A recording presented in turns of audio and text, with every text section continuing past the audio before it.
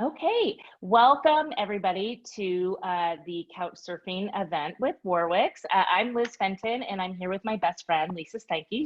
We're also co-authors. We've written 7 novels together. Our 7th, How to Save a Life, comes out this July 14th, and it's a heart-pounding love story that feels suspenseful, and conveniently, you can pre-order copies with Warwicks. And if you do that, we can personalize them, and you actually can order our entire backlist from them, and we will autograph those copies. So Julie, segueing to you. Yay, yes. So yes, as Liz mentioned, you guys can order How to Save a Life. I will put the link for that on the comments page so you can do that. Catherine, welcome to Warwicks and to Couch Surfing Book Tour. Happy Pub Day for You Can't Catch Me. Yay, there you've got it. I've got it on my phone for you. I'll also be putting a link onto the comments I also have my portion. drink. Yeah, there you go. Cheers. Cheers with the you. champagne. I'll be putting that on the comments link as well, so you can just click right in there and order the book directly from Warwicks as well. Warwicks is located in La Jolla in San Diego, California. Somebody asked that a while ago because we may have watchers from all over today. And we're open for browsing. You can come into the store and actually browse now. Any way you can get a book, you can get it from Warwicks. You can call us, you can order online, you can pick it up, we'll ship it to you. So Warwicks is open to help you with your book needs. So with that, Catherine and Lisa, have a great conversation, and thanks. Thank you.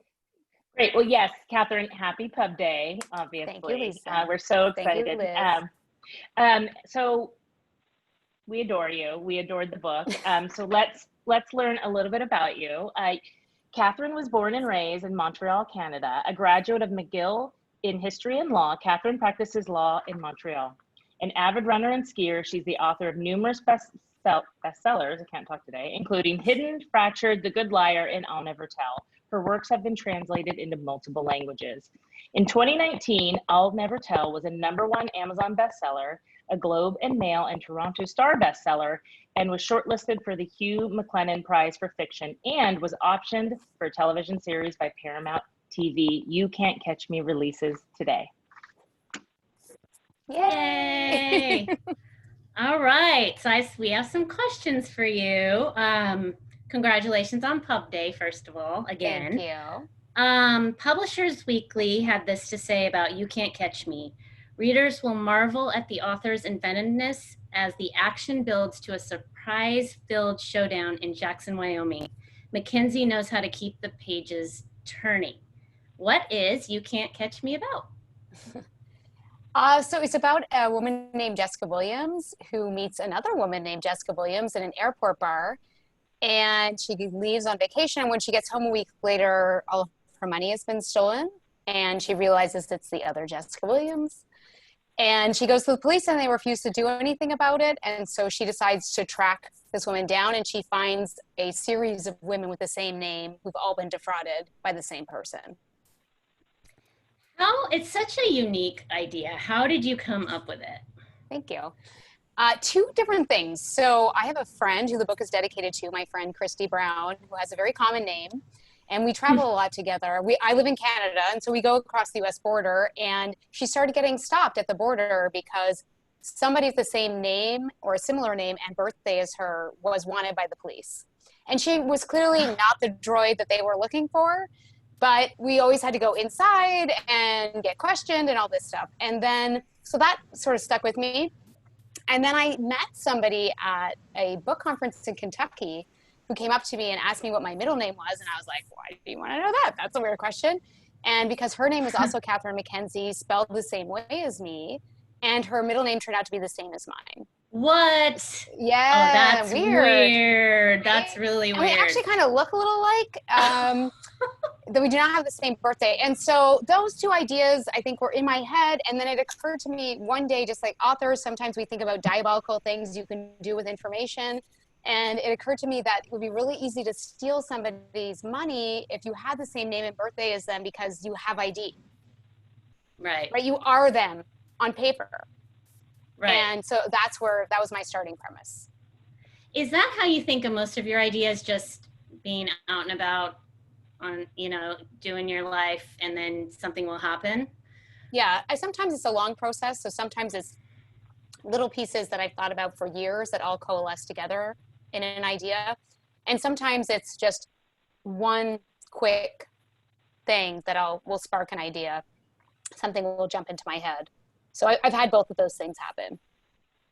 I know as an author, I can sometimes not even keep track of what hair color my character has, and I'll put like 7 different hair colors, and Liz will be like, it's red. How Yes. did you handle writing 4 characters with the same name?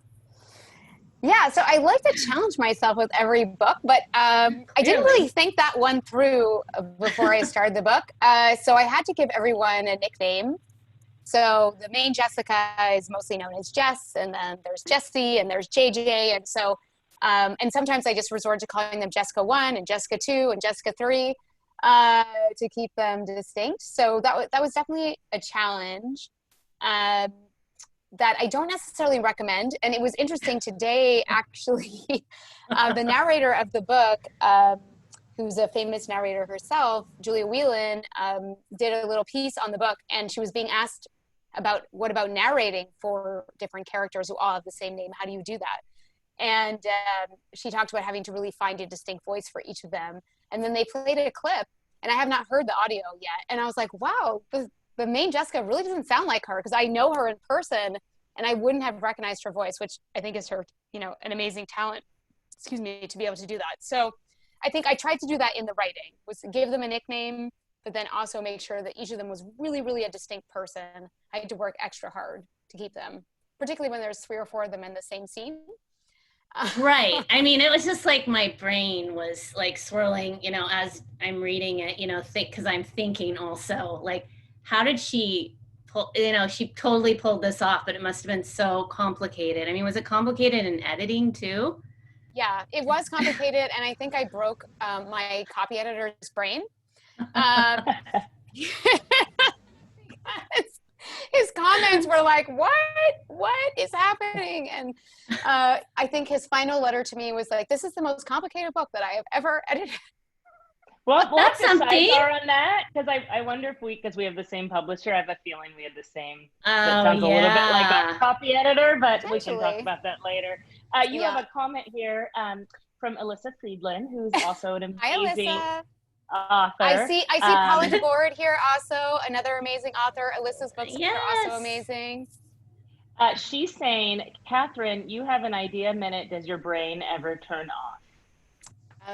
That's like I think what we call a leading question in the line.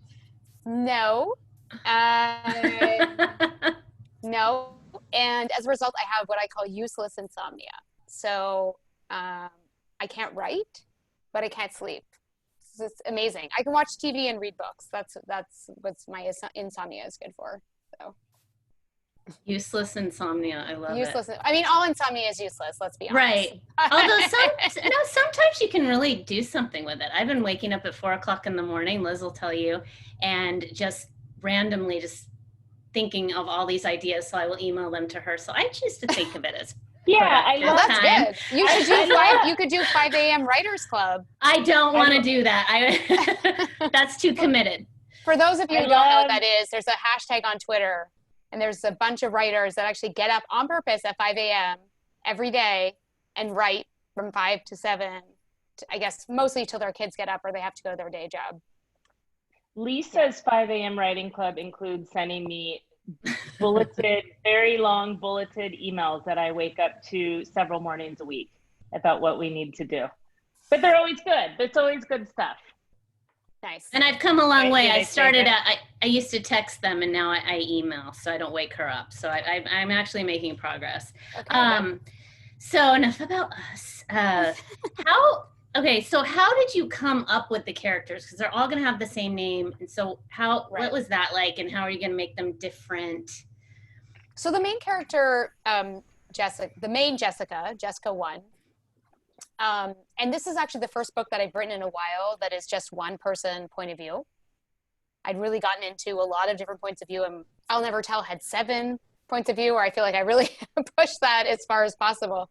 And so I wanted challenge myself in a way and go back to one person. So I think for each of them, I try to give them a backstory. I mean, in particular, Jessica, the main Jessica, grew up in a cult. And so I think, you know, you're in her head the whole time. So it's easy to keep her distinct from everyone else.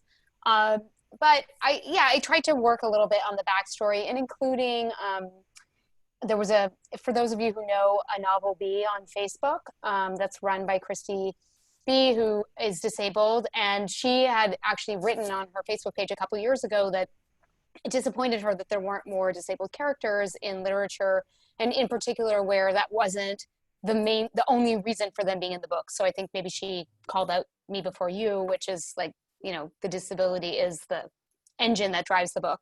And I took that to heart, and I was like, she's right. And so one of the characters is an Army vet who's an amputee. And that's part of who she is, but it's not the reason she's in the book, and it's not the only thing about her. Jessie, who's the second or the third Jessica that Jessica 1 meets, is somebody who's really like been disappointed in her life and feels hard done by. You know, I think we all know those people who sort of have a chip on their shoulder, and sometimes they're the author of their own malaise. So yeah, I really tried to make sure that they had interesting backstories and distinctions and personalities.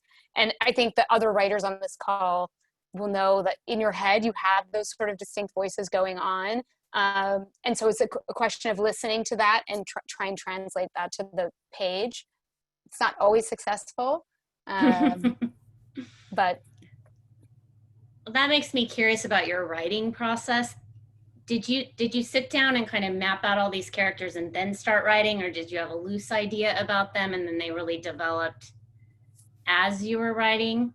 Yeah, more the second. I'm really much more of a fly by the seat of my pants kind of writer. I do think about a book before I start writing it for a while, and I have to be able to see the beginning, the middle, the end, the major twists, and then I normally hear the voice of the main character before I start writing. But that's kind of as far as I go, like in the advanced planning. And then I spend the most time on the first third of the book, which is where I'm developing the characters and the setting.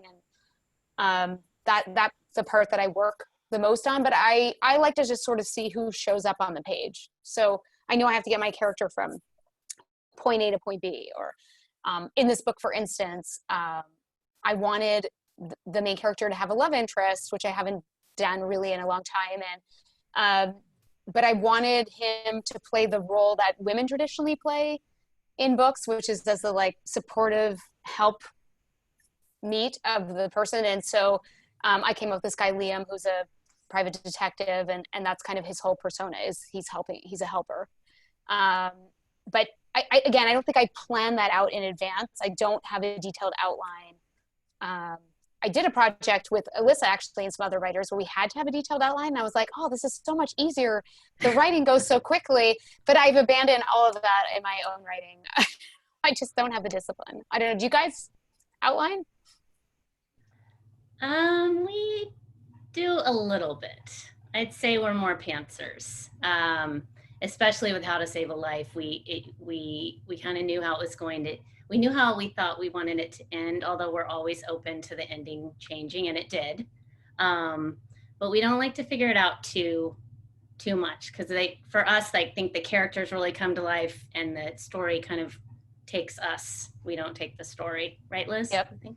Yeah, definitely. And we said this the other day. I think we were on with Kimberly Bell over the weekend, but it's really fun because there's two of us. So, you know, when we don't super outline our chapters, so it's just like, what is the narrative goal that needs to be achieved in that chapter? Yeah. And I get it from Lisa. I don't know how she's going to get from point A to point B, and she might introduce a secondary character that we can run with. Right. And we do that by design, because it's almost like reading a book, you know, like you're a different book and you're like, oh, this is a great book. Oh, wait, this is my book. Oh, now I get to edit it, you know? Yeah. That's really fun. So how about your writing process? Because you're not just an author. So I need you to explain this to me, how you're a lawyer and an author at the same time. I've replicated myself. There's more than one of me. I figured that. There's four Catherine McKenzie. There's Catherine 1 and 2, right? Exactly. Yeah.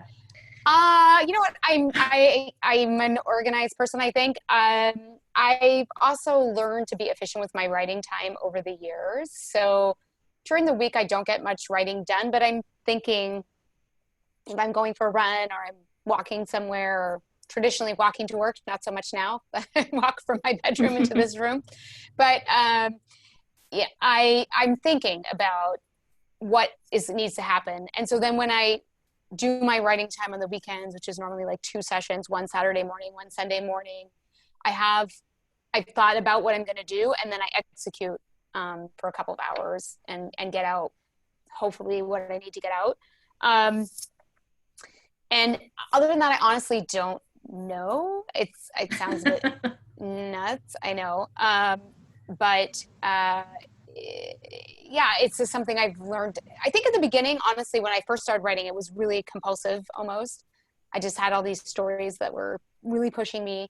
And I still feel that sometimes, but writing is a job just like any other job. And so you have to set goals and have deadlines, and mine are maybe just more compressed in some ways than others, but I still give myself on paper a year to write a book. So, you know, traditionally, this hasn't happened the last couple of years, but traditionally I'll start a new book in January, and then I will finish that draft in December. And there will be periods of time where I make very little progress on the book. And then I'll have compressed periods of vacation where I'll write large pieces. So, you know, I think it takes me, I don't know if it takes me an actual time at the computer, less time than other people, but in terms of the amount of space that a book takes up, it's still quite a bit of time. And you don't have like just set hours. I mean, you try to do it on Saturday and Sunday, but if you get busy with other stuff, then you're just I used to out. write after work, but I'm older now and I'm tired. I don't know about you guys, but yeah.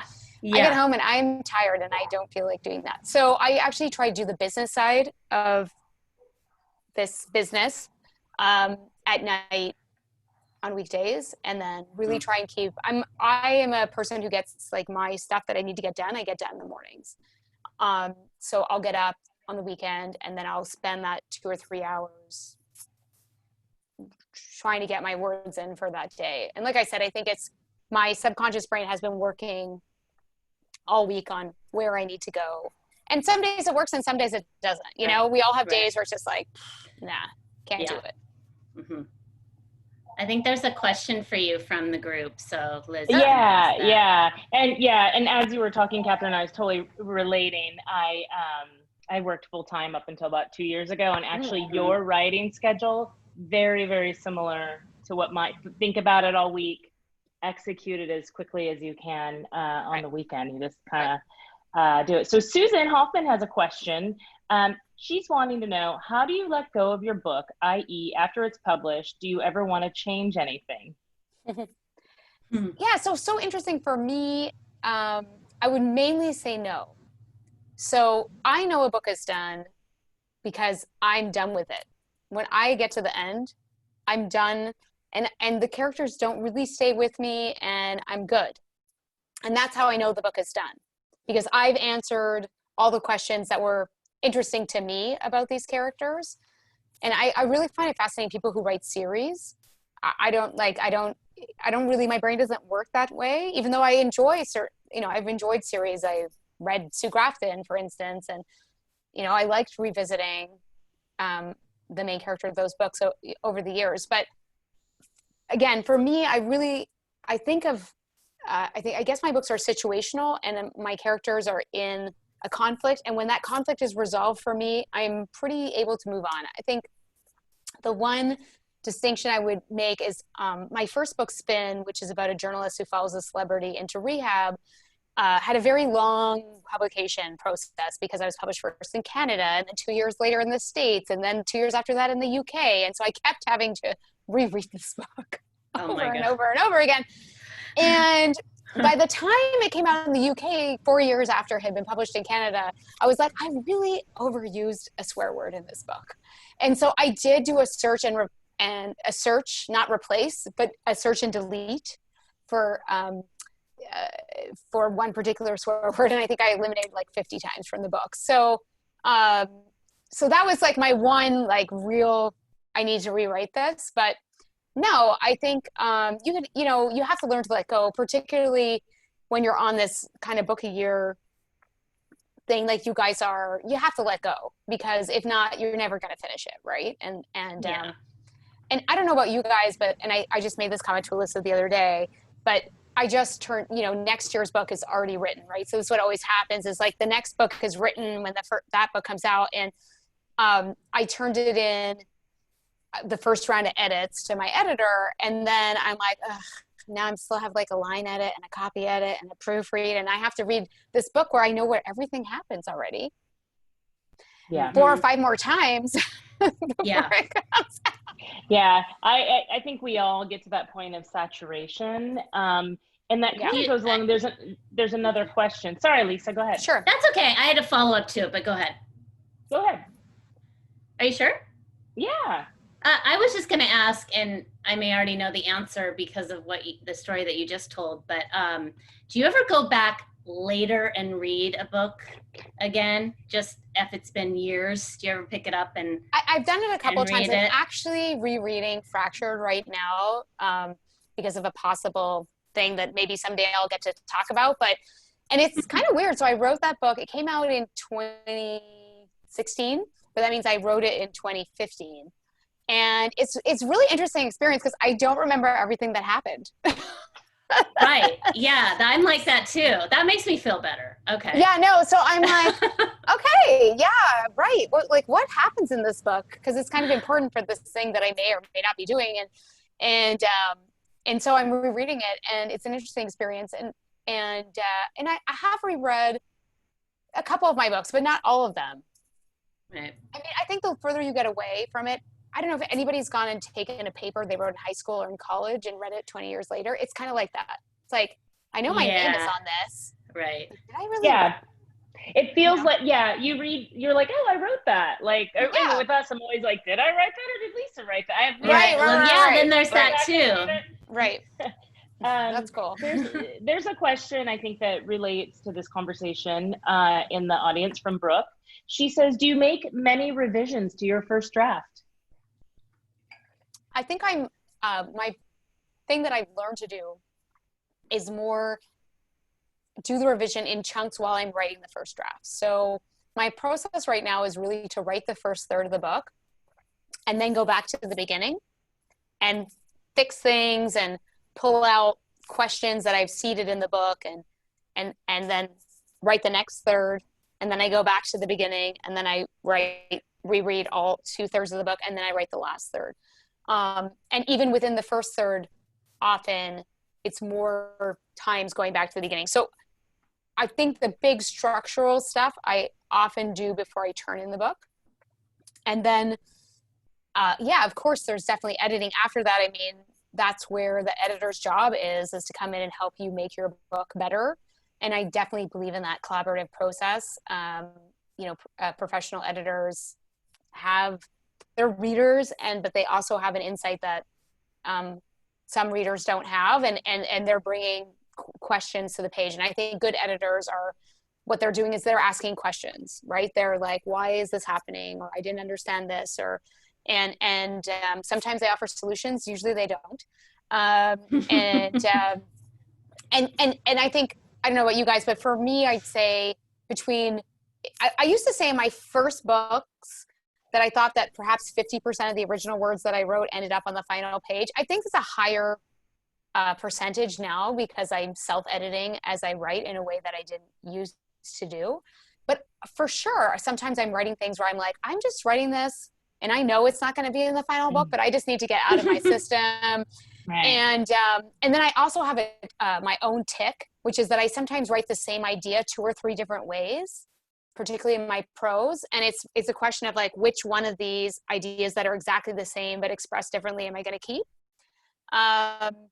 So I think for me, the book is the same in a way from beginning to end, but because I can see what it's going to be. But if you really did a track changes from the first draft to what finally ends up in the book, it would just be red and green and yellow all over, right? But but the core of the story, I think, remains the same for me so Right. far. Right. Right. And just a reminder, if any of you have any comments or questions, there's a chat button at the bottom if you scroll to the bottom of your screen, and we will ask Catherine. But Lisa, that's all I have for now. So back to you. Okay. Feel free to ask questions, guys, because yours are Yeah, always please. better than mine. Like the readers come up with the best questions, I swear. Absolutely. Tell us about the title. I'm always curious about this. Was it your original title? Did it change? Do you work with a title as you go, or do you just wait till the end? So I always have a working title.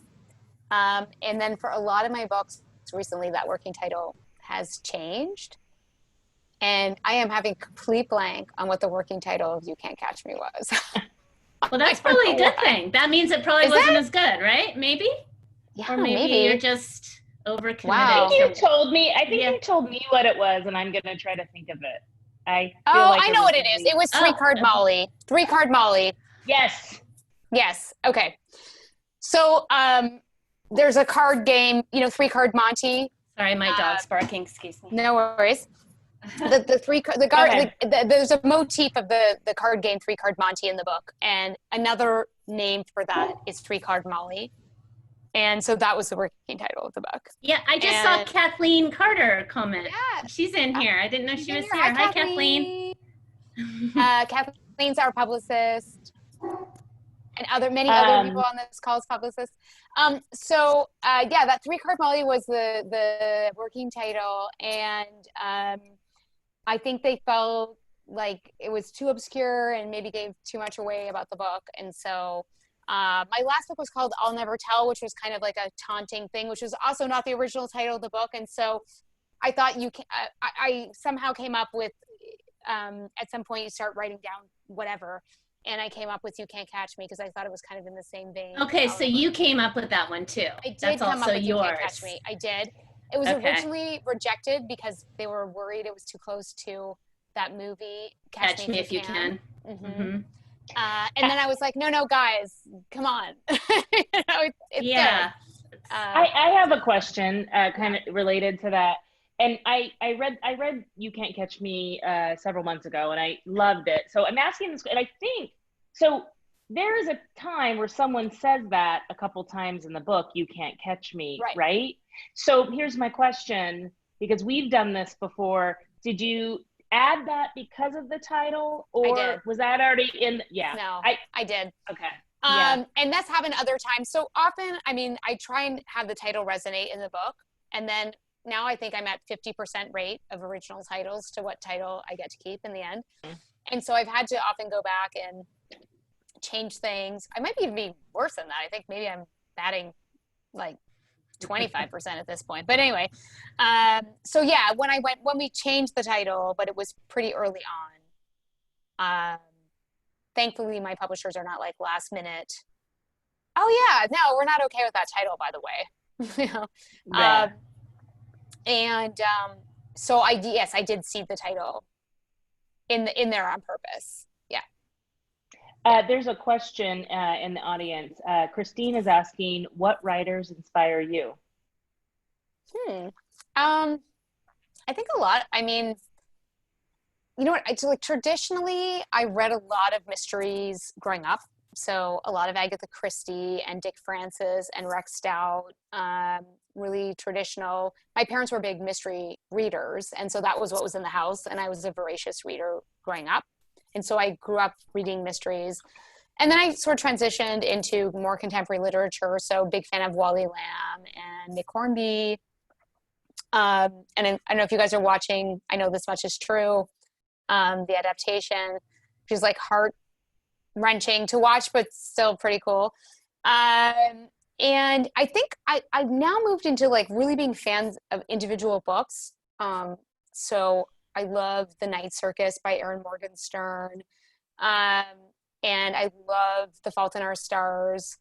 I really think like I read so widely now too. I really try and read in the genre that I write in, all the big books in any particular year. So I think I'm kind of more inspired by just like reading the best of whatever is out there. So is that reading the Hunger Games at one point, or is it, you know, I read An American Marriage by Tayari Jones, you know, 2 years ago. I read, you know, The Hate You Give. I'm trying to read like the big books of any particular moment, because I think as a writer, no matter what genre you write in, you should be reading contemporaneously. And I think that's important, just to stay relevant and to just know what voices are out there right now. So I don't even know. I mean, I still say traditionally my favorite author is Jane Austen, and I still stick by that. I think, you know, I still think she's amazing, and I probably reread those books once a year. And I always start off like, I'm just going to read Pride and Prejudice, but I have a volume that has all 6 books in it, which I own now physically and on my iPad. And so it's like, oh, well, no, maybe I guess I'll read Emma, and then I'll read Sense and Sensibility, and suddenly I've read all of them. And it's amazing how contemporary a lot of them still feel in terms of language and characterization. And yeah, I mean, that's a very long-winded answer to your question, but I think I try to be inspired by the environment around me. So I think that really does mean reading the big books. It doesn't mean necessarily the New York Times reviewed books. I'm not necessarily a big reader of literary fiction, but I think it's being aware of the environment. And you know, like, I am a fan of Paula's, who's on this call. I wanted to say earlier, but I really loved your new book, guys. I mean, I've read everything that you've ever written, which is true. Thank but I you. really think you guys reached in this one in a good way, and it paid off. Oh, thank you. Yeah, Thank and you. you know, it's a cool thing to be an author, right? We get to read all these people, Yeah, you know, before the books are out, right? And it's a cool privilege. it really is. Thank you. Do you read while you're writing a book? And if so, do you try to read the genre you're writing, or do you try to do something totally different, or is it a mix? It's a mix, honestly. I mean, I have definitely been reading less fiction in the last 4 years, since 2016. Mm-hmm. But I do have moments on vacation and stuff where I'll suddenly I'll read 9 books over, you know, a couple of weeks. So I am always reading something. And I think there's lots of authors who are like, I cannot read while I'm writing. I'm not that person. Excuse me. I do always have something on the go.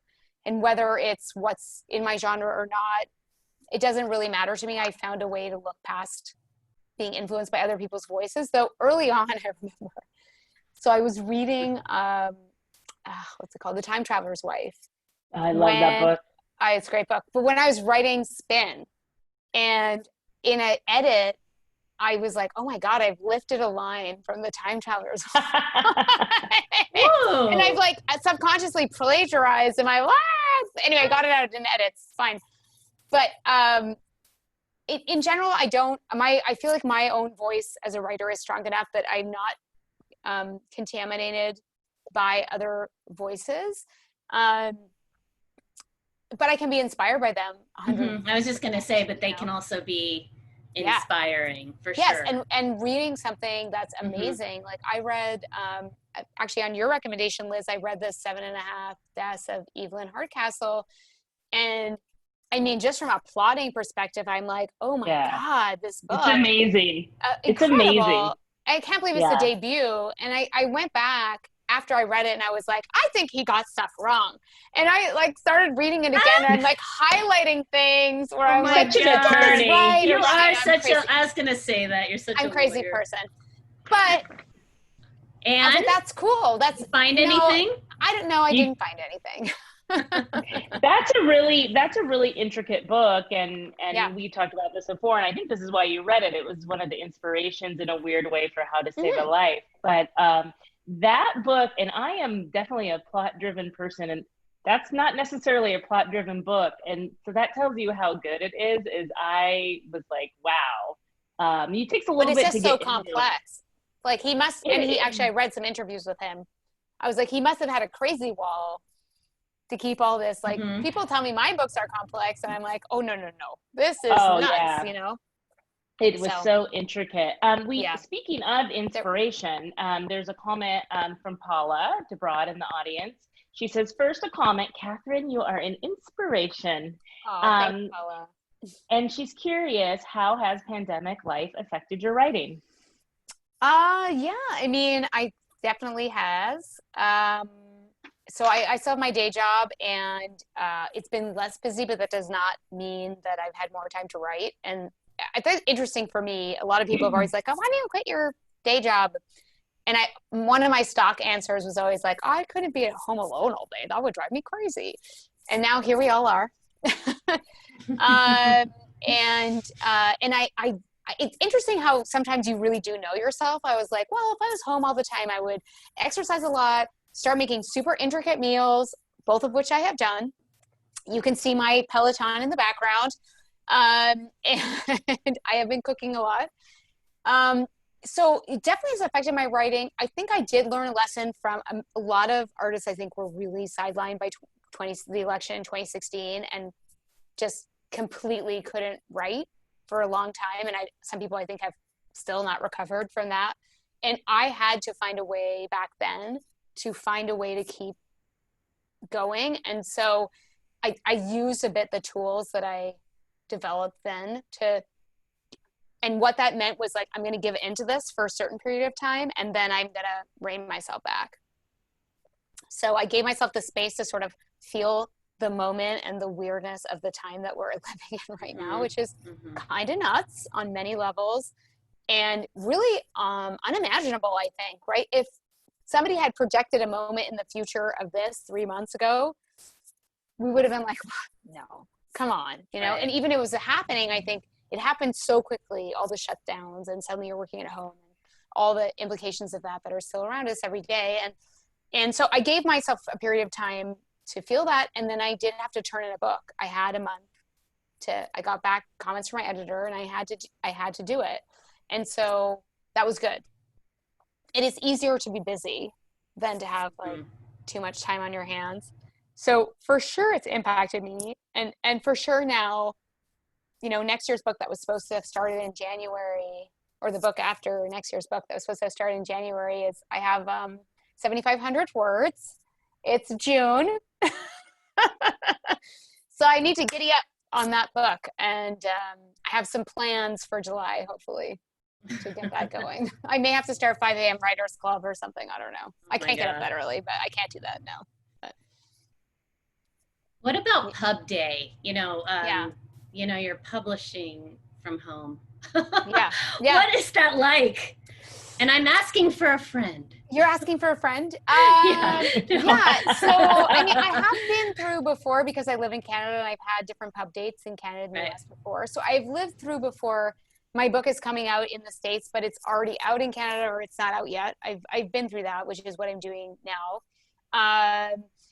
It's weird though. I mean, I had events, and I was supposed to, I forgot to erase in my calendar. I was supposed to have my book launch tonight. And it was like, it reminded me today, book launch tonight. I'm like, oh, no.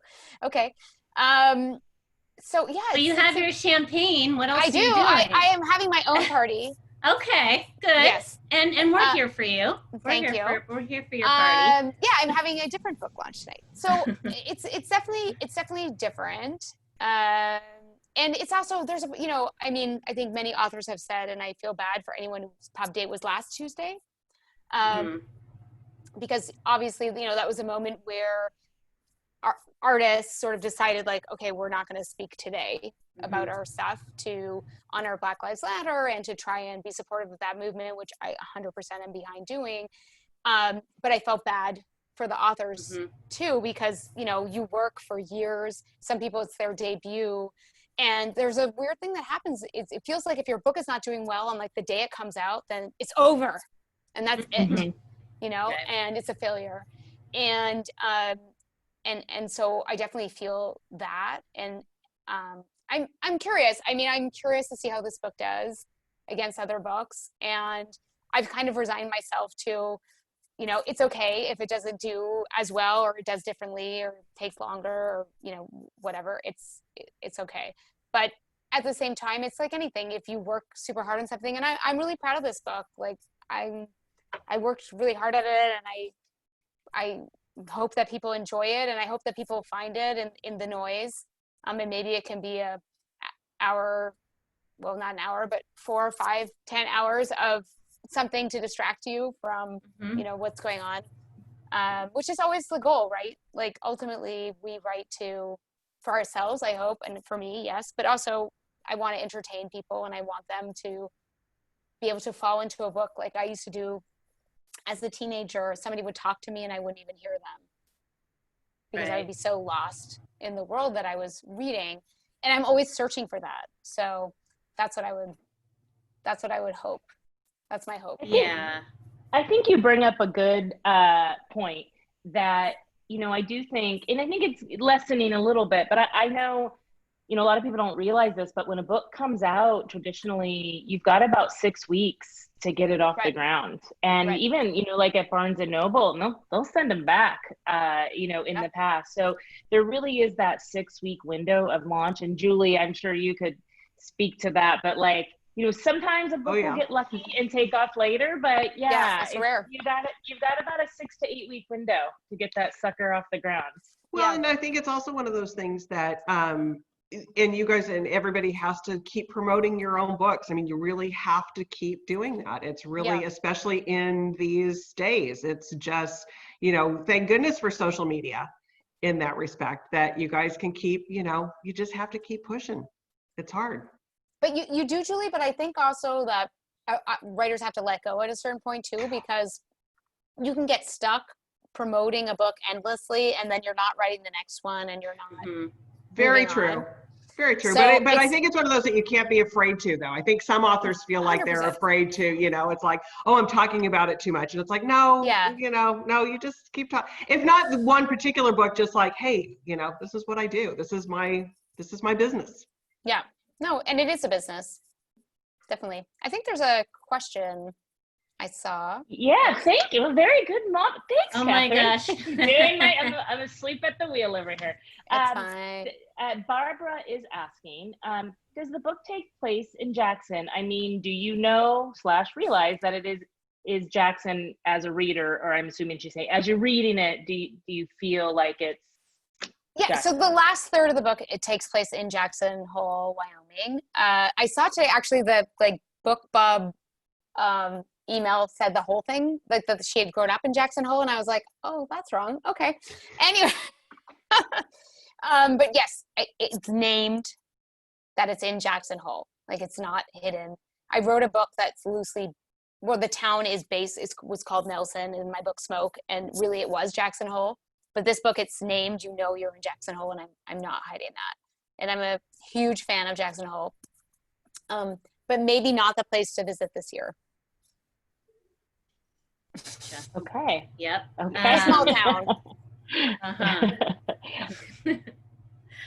Lisa, there's another question. You want to take it?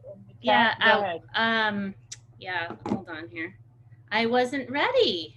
No, it says that I had to sorry. research stolen identities. It popped up. Yeah, just you can stay on it, Liz. Great. It's not on my screen. Yeah. Okay. Holly is asking, do you have to do any research around stolen identities? Yeah, Catherine just said did that. you? Yeah, I know, but there's more. There's more. Okay, fine. If so, what was that like? That's such a fear now. Did I do specific research on that? I mean, I think it's just something that's been in the background for about 10 years. I don't think I did specific research on that question. I did more research into what tools somebody might use to steal somebody's identity, and then also the tools that private detectives have to try and find someone. But I think, you know, I write contemporary. I often get the question of like, oh, you must have had to do so much research for this book. And I don't do a lot of research. I write contemporary fiction so that I do not have to do a lot of research. And I occasionally, like my book Fractured, actually, I ended up having to do a research trip and go talk to a prosecutor and all this stuff. And I was like, what have I done? This was a mistake. So I don't know. You know, a writer friend of mine once said Google is your friend, and I totally agree with that. So easy to do some pretty quick research on a lot of things these days. And I think one of the writer's tools is taking complex information and sort of simplifying it. So you've just put just enough in the book so that it has that verisimilitude, but it's not distracting. So that's like a writer trick.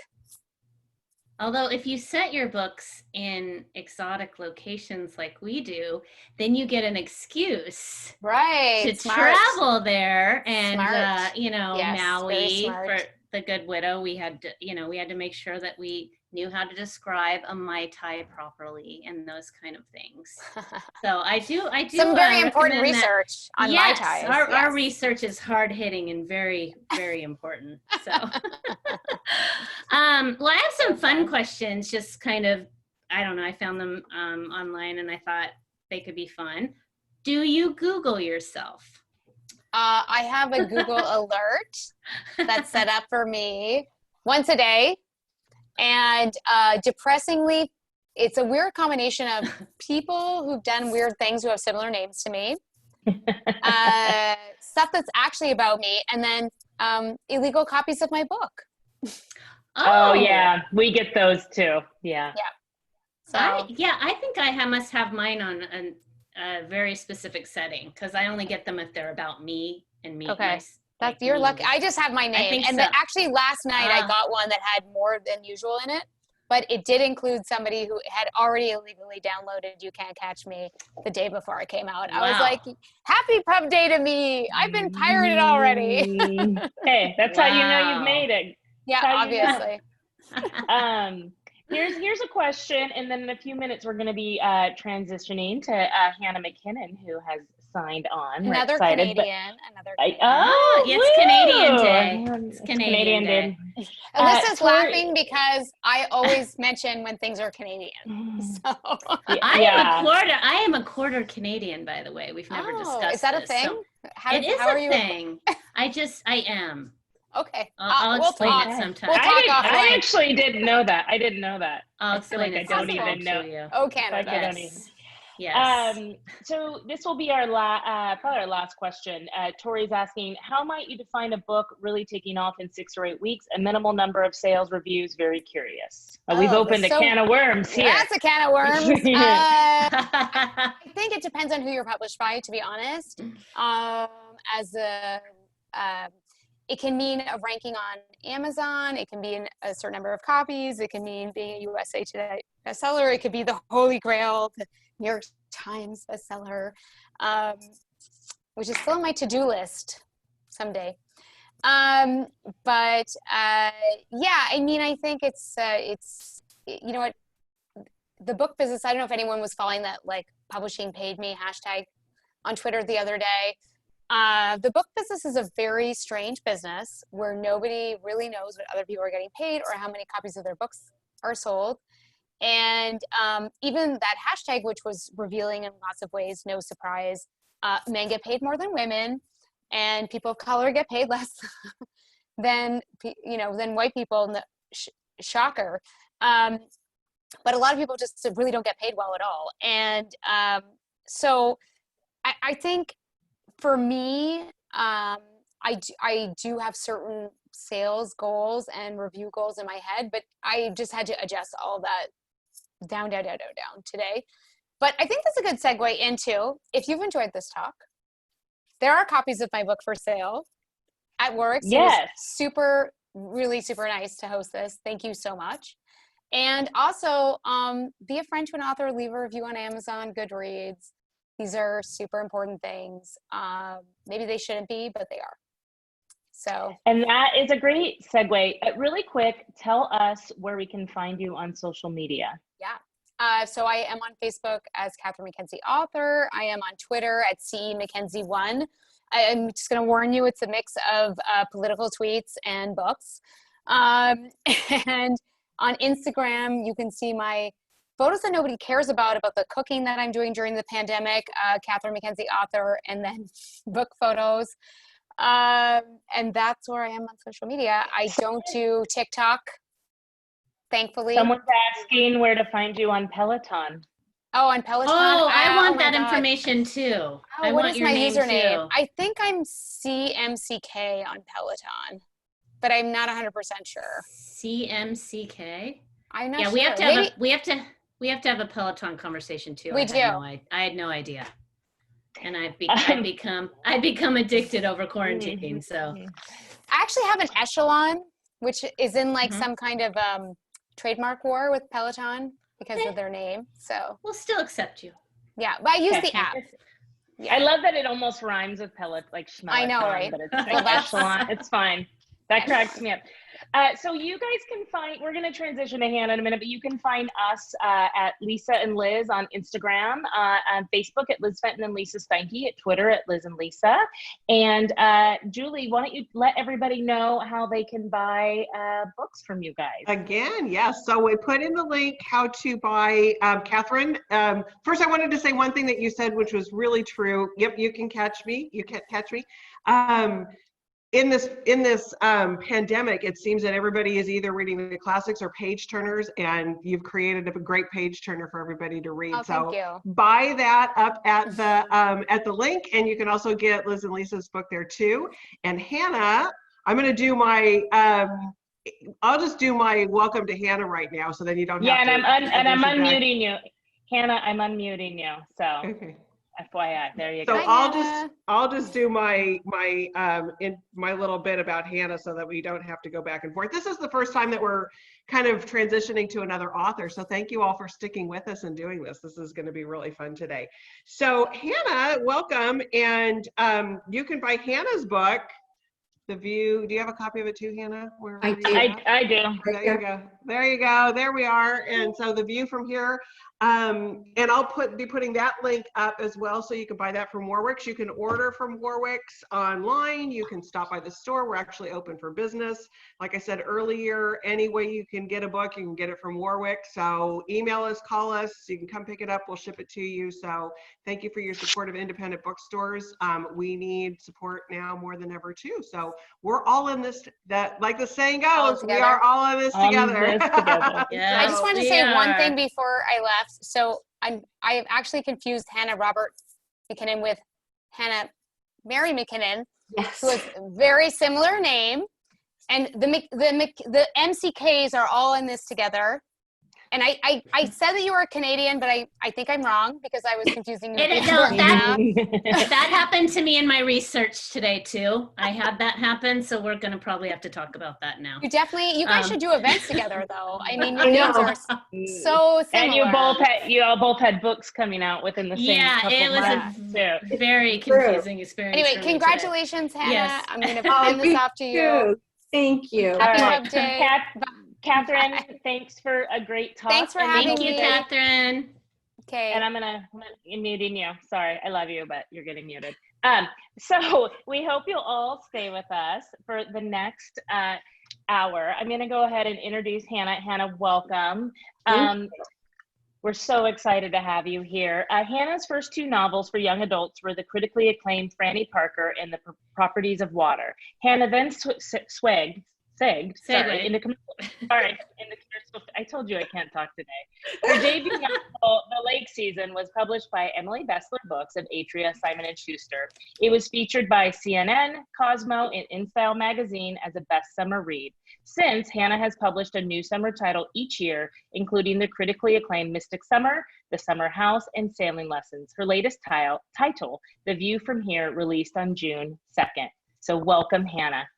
Thank you. Lisa, I give it to you. Okay. Hi, Hannah. And yes, I did have a moment today, and I know who you are. This is what's crazy. I know. But my research like collided with the other, and I was like, wait, she wrote a suspense novel too? Like, how did she pull that off? Like, I had a whole thing happen, and I don't know if I wasn't caffeinated, but luckily I figured it out before this call. So I will only be asking you about your book. I hope that's okay. So Booklist had this to say about The View from Here: a warm-hearted yet clear-eyed look into what brings people together and what tears them apart. This makes a delightful case for shaking off childhood roles. Can you tell us about what it's about. Yes. So The View from Here, actually have a copy right here. It's a family story. I think a lot of my books center around family stories and just the themes of family dynamics, how messy that can be, how crazy things can get. And this one's no different.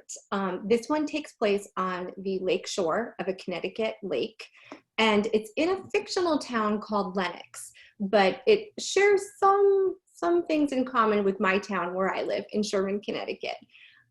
It's a story of the Goodwin family, and it starts with the eldest brother, Perry, and there is a younger sister, Phoebe, and the youngest of all is Jake. And this is the first time I actually wrote from a male protagonist's view.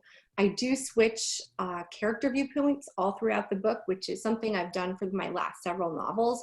And it's just kind of the way that I find I write most naturally. So you do get a good look into each character, but Perry is definitely the lead.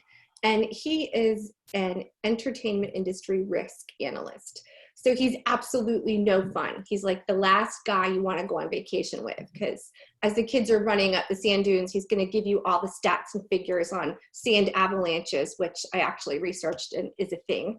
So he's the guy that has his act together and everybody in the family can always count on, but he's a play by the rules kind of conservative guy.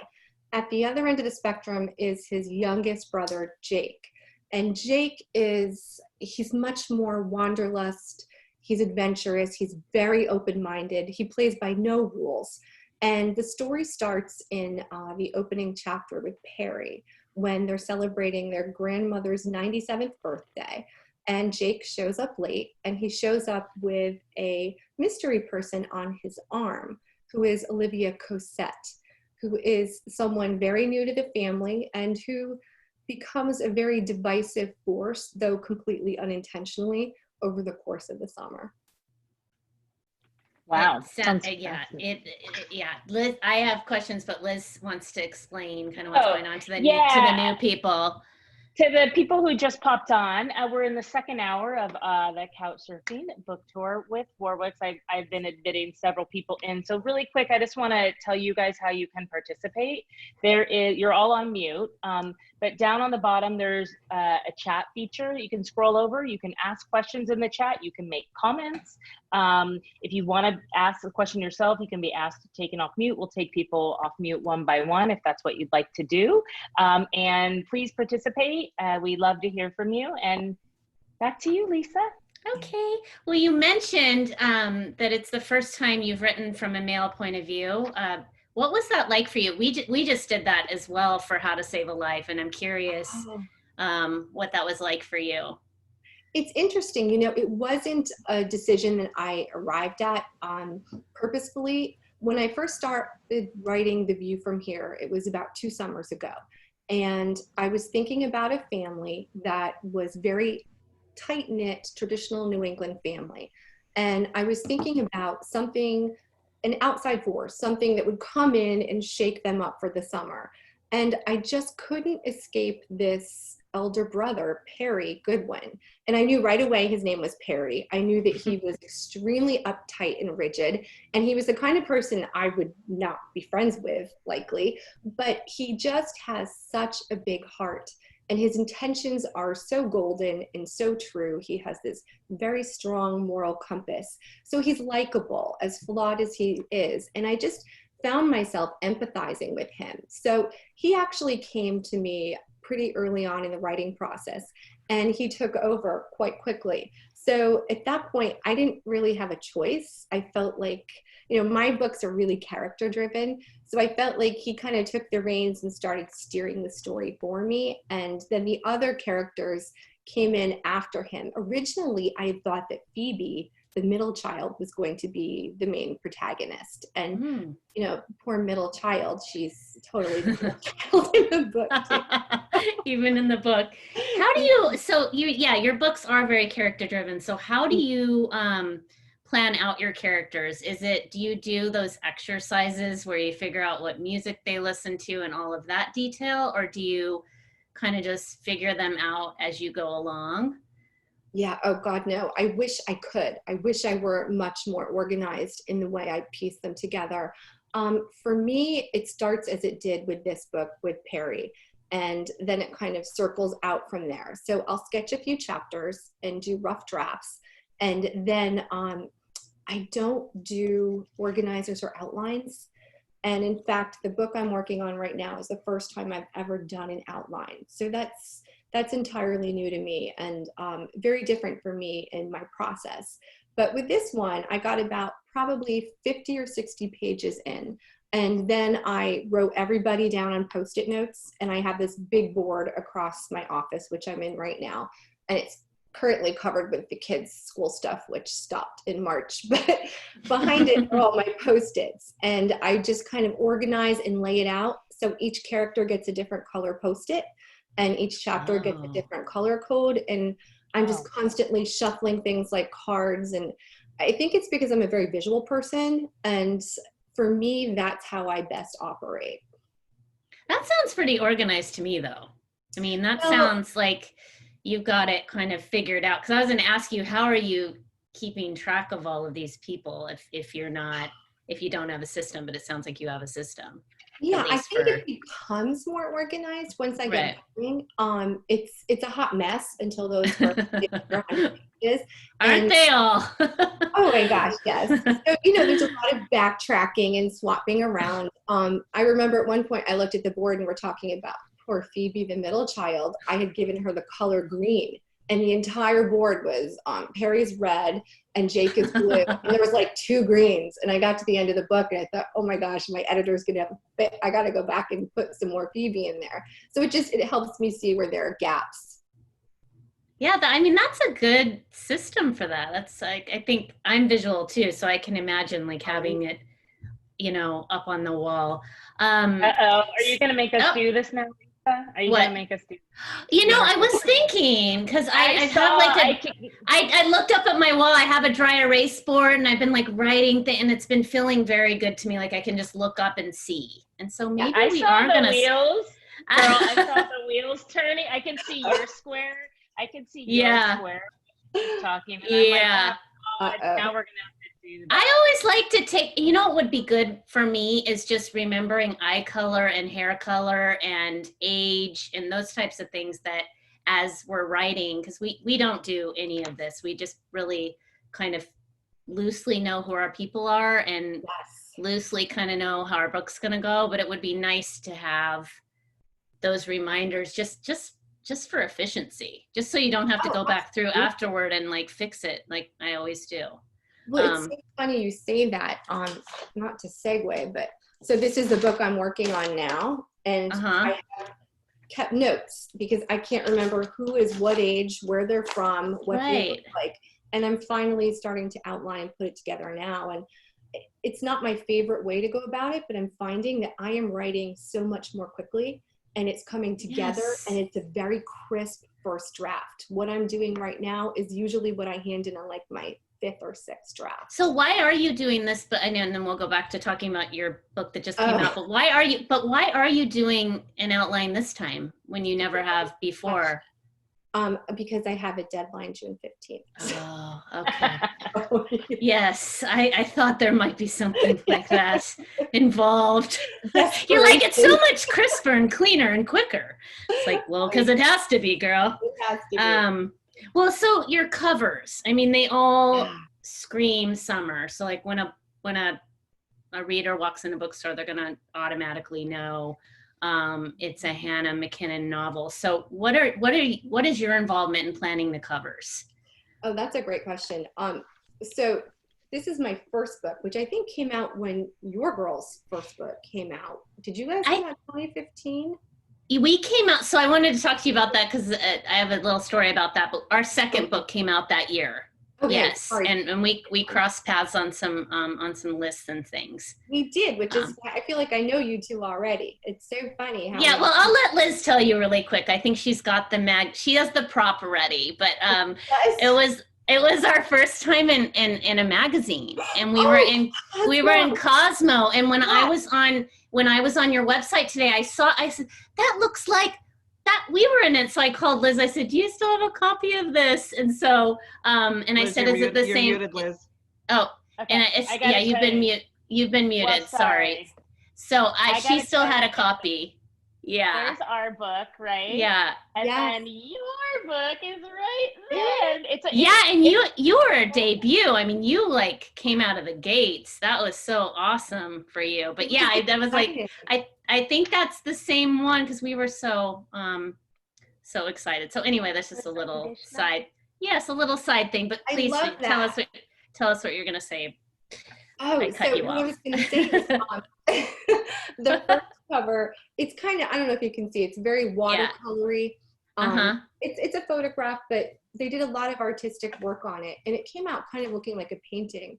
And a lot of my friends were like, "Is that you on the dock in the red bathing suit?" So by the time we went through a few different novels and different designs from book to book, summer to summer, we wanted to get a little more edgy, a little more commercial and less artsy. So then we have this book this year. And I just have to say, nobody thought this was me when all my friends saw this cover. I was like, come on. No one made that mistake again.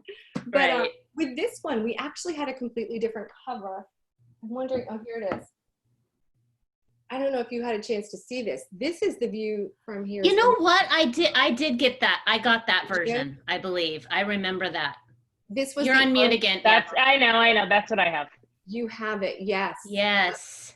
And I have loved it. it. It's very cute. It's very summery. I thought it was bright, but it didn't have quite the pop I think that everybody wanted it to have. And so they said, what do you think about going back for redesign? And I said, I'm not married to this. I'm open to it. And I trust my editor. I feel like she has her finger on the pulse of the market, and this is what she's there for. So I was very nervous, but when they came back with this, everybody just fell in love with it. So I'm happy we ended up Beautiful. changed. Yes, it is. I do like it more. But was that kind of like a little bit scary to think, well, this one's already out looking like this, and then we're going to put this one out that looks like this? It was. And a lot of people, for book events, they still have the art cover from this one. Right. So I'm, messaging everybody, do you have a JPEG of the new one? Should I send it to you? So it's a little bit of a scramble. It's all working out, but yeah, and it's going to be the better book to be in the bookstore and to be so. visually online too, I think. Yeah, So tell us about setting. So you've done Connecticut, Cape Cod. I mean, how do you decide where to set your books? And I know that you live in one of these locations, but do you travel to the places that you write about, or do you look them up online, or how do you do it? Yeah, so the first book is a fictional town in New Hampshire. And my brother went to school up there. I have a best friend who lives up there. But really, I grew up in Connecticut. I'm a staunch New Englander at heart. And I think for me, I just felt like these family stories take place in areas where there are leaf-strewn paths in the fall and lakeside cottages in the summer. It felt very familiar to me. And I think there's a lot of truth to the fact that a lot of people write what they know, and they write what they're comfortable with or what speaks to them. So for me, it's always been a New England setting. Cape Cod is a place where my family grew up for summer vacations, going to visit. So Chatham was the setting for sailing lessons. Westerly, Rhode Island is another place we went to and spent a lot of time in, and I still go to every summer. So these are all places I have a lot of good childhood memories from and experiences with. But the nice part is I do get to travel to them, and it's a very good excuse to call them up and say, Right. hey, I'm writing a book. Can I come and write for a few days at the resort? Go and stay and get a little trip. Yes. I like that idea. Yeah, because we've written, we had been to Maui a few times, and we wrote The Good Widow without going at first. We thought we've been there enough times, and between that and online, and then at one point we decided we have to go. We just have to make sure. And we had a lot of things wrong. I mean, even from memory and just pictures, and even online, sometimes it's really difficult to to get it right. So, and also I think we just wanted to go back to Maui, but that might be another story. Well, and of course our children and husbands couldn't come because it's research. Oh, Isn't no. that a shame? Yeah. They yeah. would have been But- distracting. Well, that, you know, and you're right, because we were talking about the road to Hana, which I think we each had driven at one point, but like we had our character like she could pee whenever she wanted, and there was cell service everywhere. And if you actually drive the road to Hana, like there's like 2 places, 2 bathrooms, there's very little cell. It's just like those, Right. you know, those are the things you get emails from readers about. Yes. Oh, I they get love those emails. very unhappy when you get those type of things wrong. And so it was, even though we did have a really good time, it was a very useful trip. I do have a question from the audience, Lisa, that I think ties into what we're talking about right great. now. Susan is asking, when you write about families, do you draw from your own family members? Oh, that's a tough question. A lot of them are watching right now. So I remember at my first book event, an audience member asked me a question like that. And I said, you know, it's all fiction and it's all true. So I think all authors write from their experiences. There are a lot of different characters in the books that I've done that are not necessarily based on any one particular person I know, but they will have certain tendencies or idiosyncrasies that just make the character richer or deeper and make them a little more three-dimensional on the page. It's funny because I have friends all the time who will say, you know, is that me? Or did I do that on page 262? And I don't ever consciously put anyone that I know into the pages, but I think that little bits and pieces, yeah, from friendships and family relationships, it all comes through, definitely.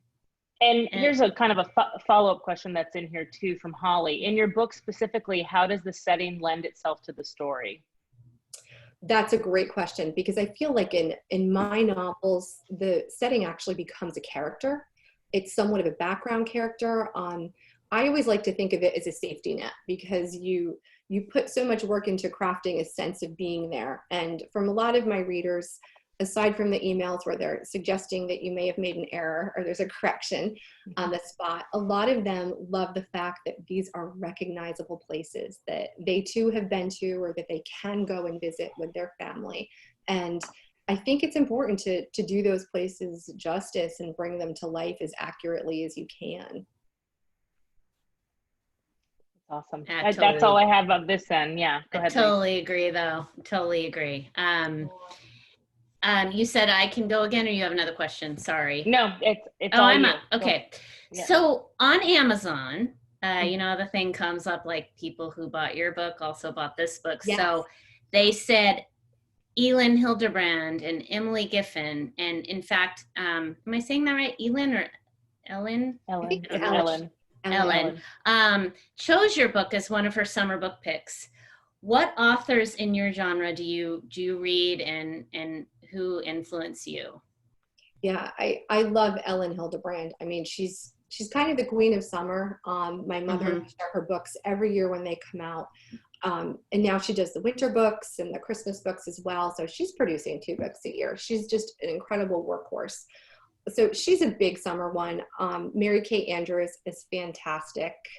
Mary Alice Monroe. My friend Jamie Brenner has a new book out, Summer Longing. So there are a lot of us out there in the summer genre. And it's funny because when I wrote The Lake Season, my debut, I didn't think it was going to be a summer read or a beach book kind of a book. It just happened to come out in June. And suddenly we were just branded as another summer writer. And at first I wasn't sure how I felt about it. And then I was like, this is crazy. I love this. Like, this is a great opportunity. So, you know, there's that whole learning curve when you start getting published and you think you know what you want to do and who you're going to be. And then you start to learn the market, and it's a business. And you know, that was a wonderful opportunity for us coming out at that time in that group. Yeah, Julie, sorry. Julie, don't you guys have an event with Ellen coming up? We do. Ellen's coming to the store. It's actually one of our first post-COVID. She's going to be out on the sidewalk signing books on June 26th. Oh, that's cool. No talk. It's not a talking event, but she'll be. So all of you fans of Ellen who are in San Diego, come and see her. It's all Or they can order a signed book information's on from the, you. Yep, information's right? on the website. Yes, absolutely. That is awesome. I didn't That'll be realize fun. that. That is cool.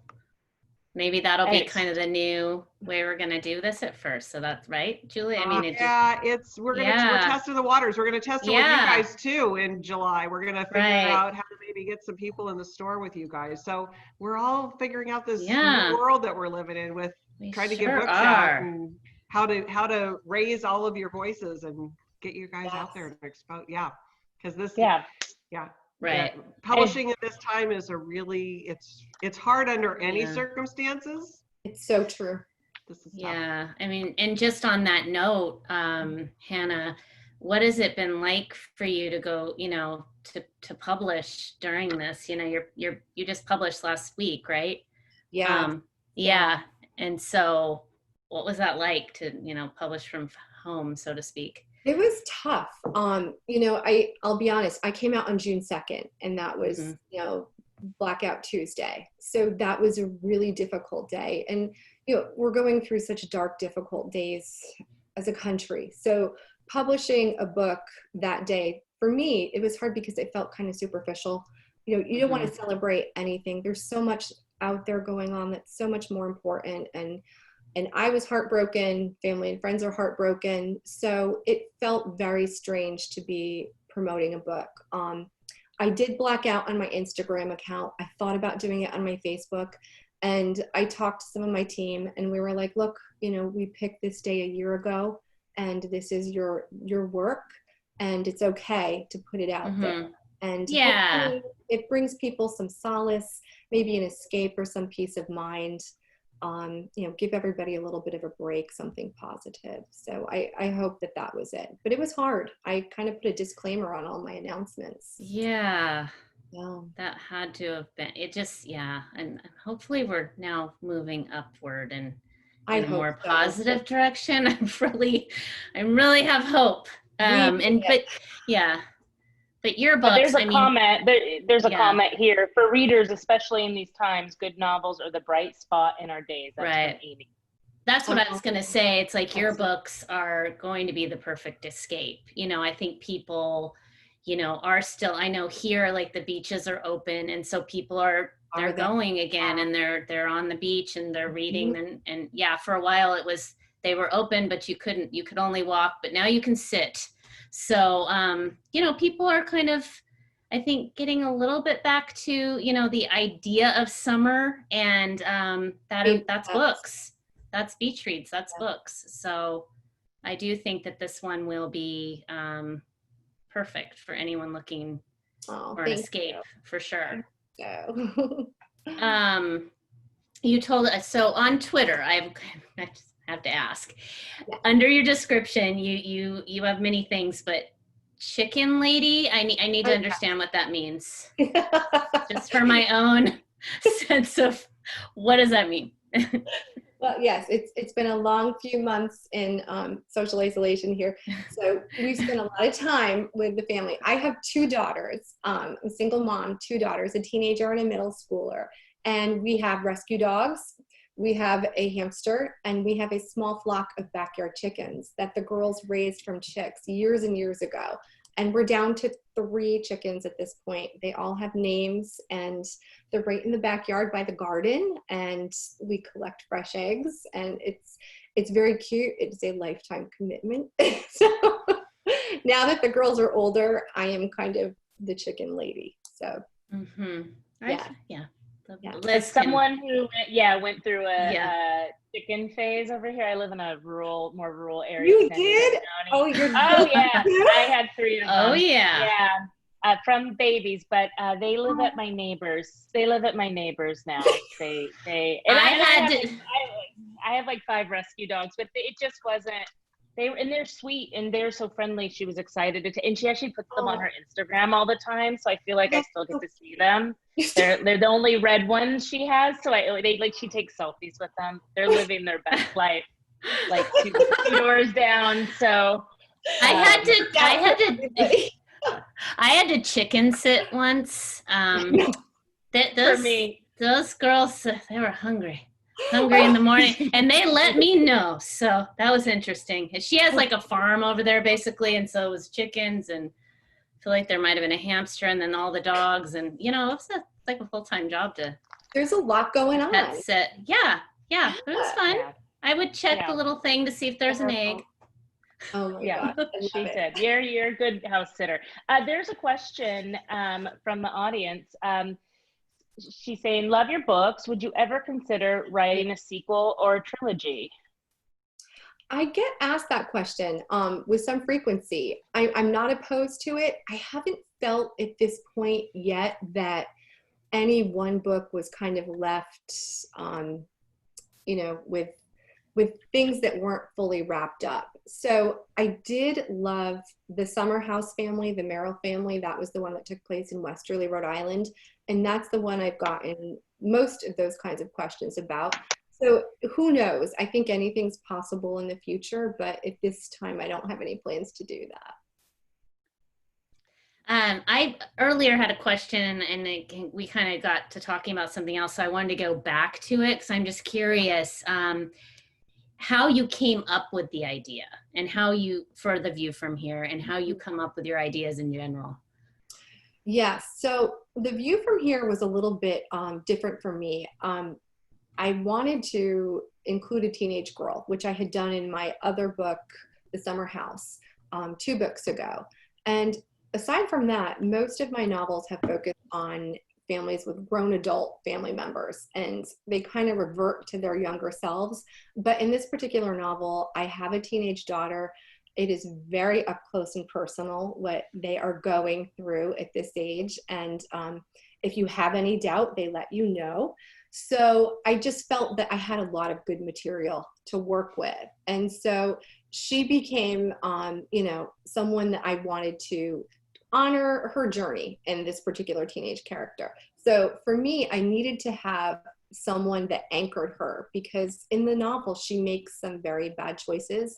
And some of them are her choices. They're her faults and her responsibility. But a lot of them are also, she's just exploring, and she's a little bit lost, and she's trying really hard to define herself. So her Uncle Perry, I thought, was such a great anchor for her, because they are so different from one another. And yet they are extremely close. There's a lot of loyalties there. So that was for me the difference. I think that usually I start with the characters, and I have an idea of a character in a given scene. And for me, it was Perry, and he's standing on a dock. And it wasn't the opening scene. It was kind of the climax of the book after the accident. And he's standing on the dock, and he's looking out, and there's just debris floating in the lake water. And you know that there has been some kind of tragedy that took place.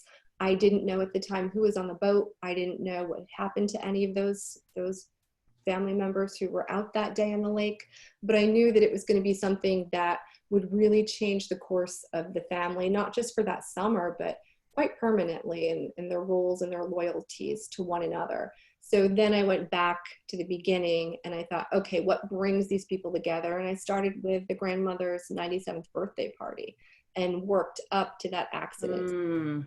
And then I continued on. Like, I never know how my books are going to end. I just kind of, you know, fight my way through it. You know, it's like fighting out of a wet paper bag. But with this one, I knew that there was going to be that pivotal scene, and I knew I had to build up to it. Is that how most of your ideas come together, and how you handle most of them, or are they different? I think that's true of most of them. I will start with one character, and they're in a given situation.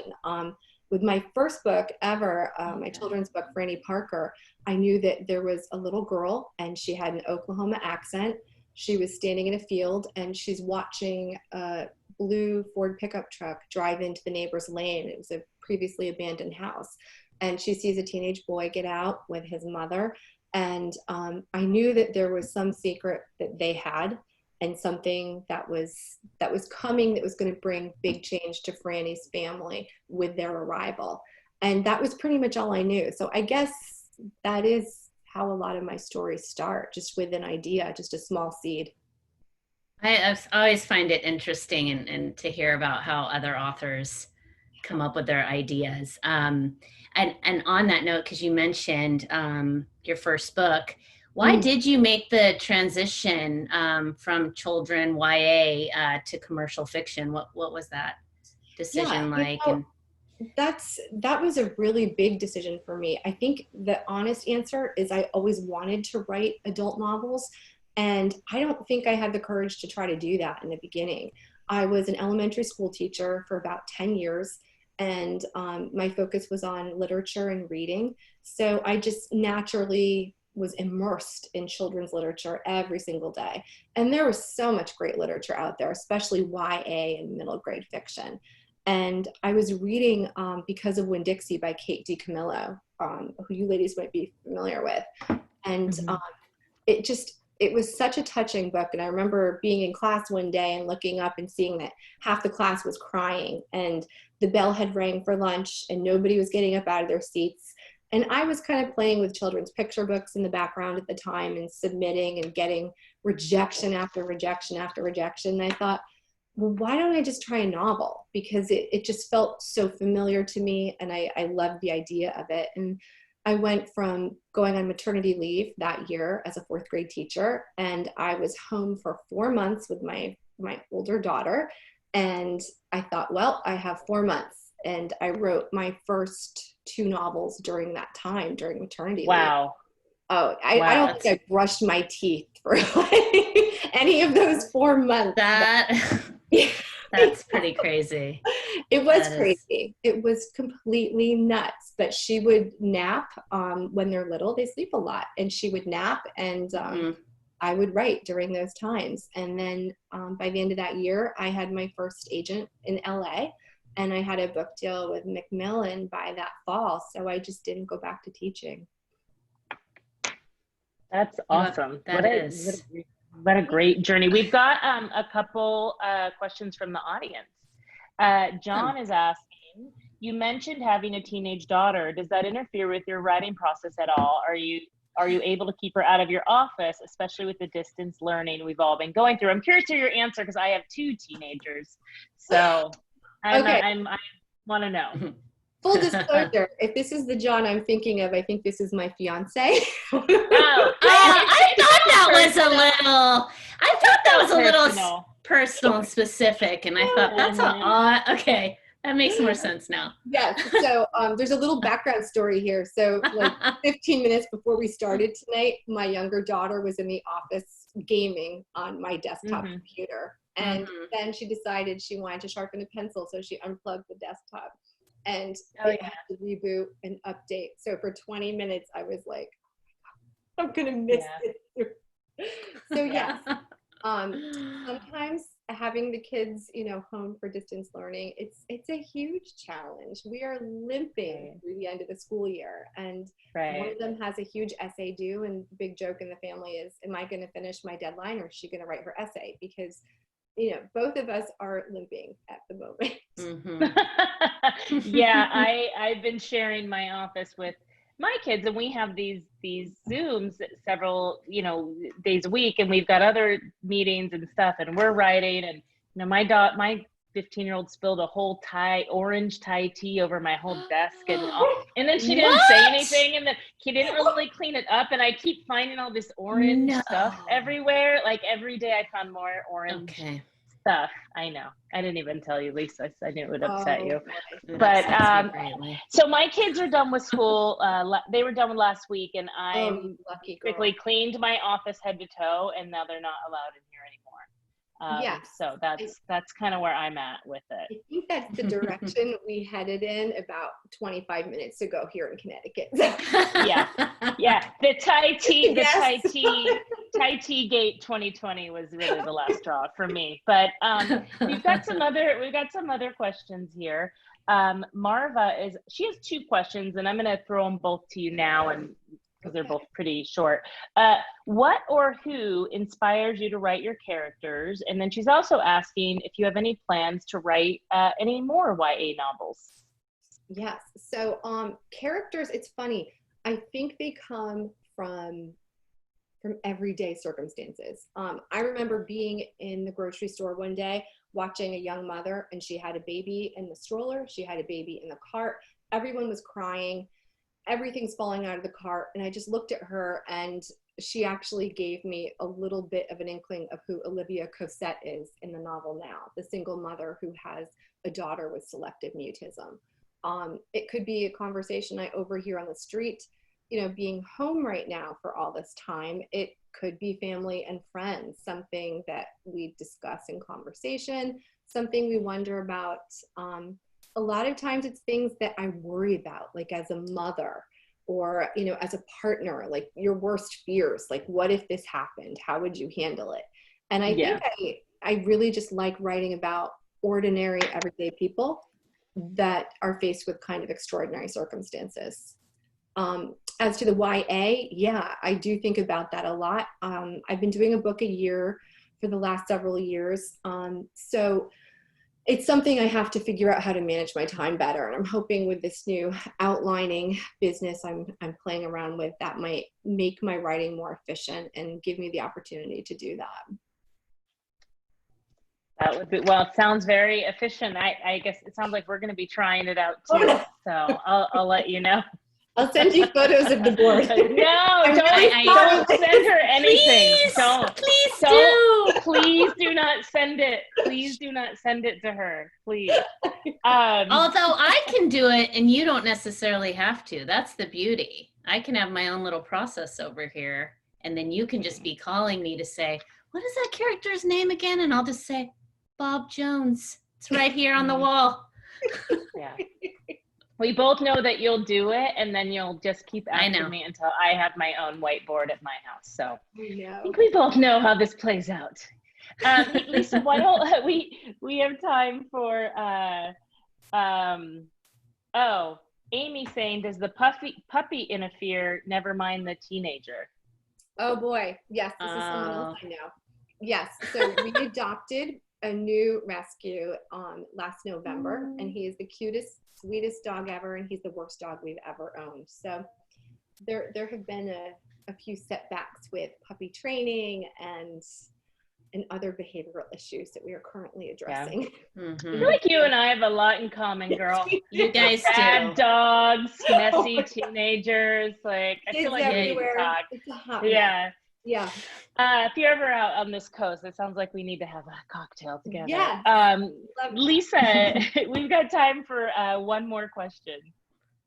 Okay. Oh, from me? Yeah, from you. Oh, well, how should we wrap this up? Well, I have some fun questions that I saved for the end if there's time. And I asked this of Catherine, so I'm going to ask you as well. Do you Google yourself? Oh my God. The first book, I made that mistake. Yes. And I also check my Amazon sellers rank like every 5 minutes, which is enough to drive you insane. I've learned to limit that. I check Amazon like every other day now, which is, you know, it's big improvement. Yeah, you know, it's funny. I do it once in a while if I'm bored and procrastinating, you know, when I'm writing new materials, when I check it, and when I probably should be checking it when a new book comes out, I just don't have time to. So does the other Hannah McKinnon come up? Because there's a Liz Fenton who's like a chef in Colorado, and she's always doing stuff for charity. Like she's making me look bad. But does the other Hannah McKinnon come up a lot in your Google alert? It's hysterical. We've become very good friends. We've never met. She is Canadian. We constantly, at least 2 or 3 times a week on Twitter or Instagram, she and I are incorrectly tagged, and we always give another one a shout out, or we'll, you know, direct message each other, and we're like, hi, you know, this is for you. I think this was intended to go to your house. And she's absolutely lovely, and she is. We have to get together at some point. She has. Oh my gosh, yeah, you guys need to meet. Yeah, she has this new first chapter. Have you girls seen that? That she's been in books chapters. So we talked about that. So we'll have to get something going. There's some irony in the fact that the book in the first hour that we talked about people with the same name. The whole Catherine McKenzie's whole book is based on someone with the same name, and it's the whole thing. And then now we're talking to you, who has an author with this. I mean, you know, she's Hannah Mary and you're Hannah Roberts. Okay. But, you know, a lot of like confusion surrounding that. So just interesting. I know. I know. So Hannah, tell us how to find you, Hannah Roberts McKinnon, on social media, so there's no confusion for anybody on this call. So I am at Hannah McKinnon Writes on Instagram, at Hannah McKinnon on Twitter, and HannahMcKinnon.com is my website, and Hannah McKinnon straight up is Facebook. So okay. Great. Awesome. And Julie, why don't you tell us how we can buy these books? Yeah, so the links are in the comments, but if you forget, you can go to the website, type it in. We, any way you can get a book, you can get it from Warwick's. We're open for browsing. You can order online. You can call us. We can ship. You can pick it up. Hannah, it was a true delight having you. Thank you. So nice to see you, and thank you for doing this. You guys are really doing such a service for authors all over, but especially during this time. It's tough times. Thank these ladies for the idea, because they came to us with this idea, and I'm just so thankful that we can do this, because like you said, last Tuesday was it's been tough this whole time through anybody releasing right now, but especially last week, I feel it's a tough one. So everybody that's on this call, buy Hannah's book. Yes. And just go and buy Hannah's book right now. Yeah. John Brown's trying to get in the mix again. He says his favorite part was the dedication. John, it's not about you today. Oh, it's always about them though, right? He is shameless. He's gonna get a phone call after I my my daughter about the computer. I love it. But no, thanks for being here. And everybody, thanks. A lot of you stayed with us for the second hour. Thank you so much. So coming up on Thursday, it's going to be the same format. And I'm pulling up, it's going to be at 4 o'clock. I'm going to butcher her name. I'm going to say it right on Thursday, but Margot Dureau. And at 5 o'clock, we'll have Carrie Clutter. So it's the same format. We're going to start at 4. We'll be in the same room from 4 to 5 and from 5 on. So you can, join us whenever you like. I think they'll be really interesting to talk to. Real quick about it. Yeah. Because Margot is a debut author. So please come and join us for Margot, because it's wonderful having authors but the debuts need some extra help during this time too. So hopefully we'll see you ladies here for Margot at 4. Thanks, Hannah. Oh, thank you, Julie and Liz and Lisa. Mwah. Love you all. Mwah, thank you. Mwah. Yeah, so thank you. You guys, you can find, we've added some new authors to the schedule that I think you'll be excited about. You can find all those events at lizandlisa.com /events, or just go there and click the events page, and you'll have to go there and see who we've added, but I think you guys will be excited some of those additions. So all right, well, you guys have a great night, and hopefully we'll see you all Thursday at 4 p.m. PST. Okay, Take care. Bye. Bye. Take care. Bye.